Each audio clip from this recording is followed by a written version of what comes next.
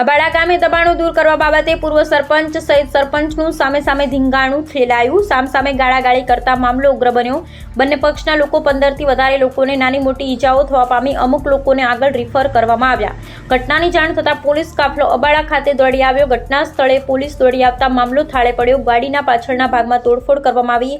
ઝઘડાના video સીસીટીવીમાં કેમેરામાં થયા કેદ. નાની મોટી ઈજા થતાં સરકારી હોસ્પિટલમાં સારવાર આપી આગળ રિફર કરવામાં આવ્યા. ઝઘડાએ મોટું સ્વરૂપ ધારણ કરતા ગામમાં ફફડાટ ફેલાયો. ભાભર પીઆઈ એસટી ચૌધરીએ જણાવ્યું હતું કે ભાભર પોલીસે 4 ટીમો બનાવી છે. બંને પક્ષના આરોપીઓને પકડવામાં આવે છે.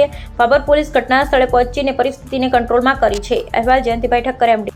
આજે સવારે 8:30 થી 9 વાગ્યાની વચ્ચે મેસેજ આવેલા કે અબાડામાં બબાલ થાય છે કે તાત્કાલિક પોલીસ સાથે અમે પહોંચી ગયેલા.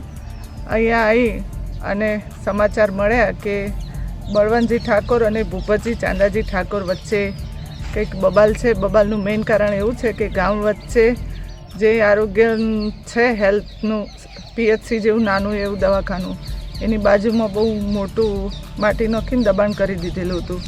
જે દબાણ 2-3 દિવસ પહેલાં મામલતદાર અને પોલીસ બધાએ સાથે મળી અને દબાણ દૂર કરી.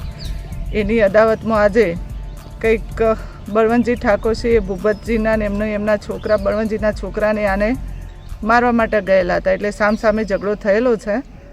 જેને વાગ્યું છે એ બંને હોસ્પિટલમાં છે અને ગામમાં હાલ ટોટલી પરિસ્થિતિ કંટ્રોલમાં છે. બીજો કોઈ બનાવ બનેલ નથી. કોઈ ઈસમોને પકડવામાં આવ્યા છે? હાલ પૂરતા હજી ઈસમોને પકડવા નથી આવ્યા. દરેક ઘરે તપાસ કરી છે, એમના ખેતરોમાં પણ તપાસ કરી છે, પણ હજી સુધી કોઈ પણ એક ઈસમ પોલીસની પકડમાં આવેલ નથી.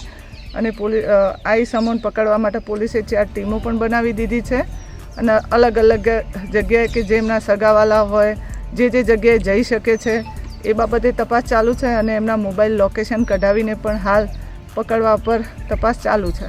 કેટલા ઈસમો ઘાયલ છે?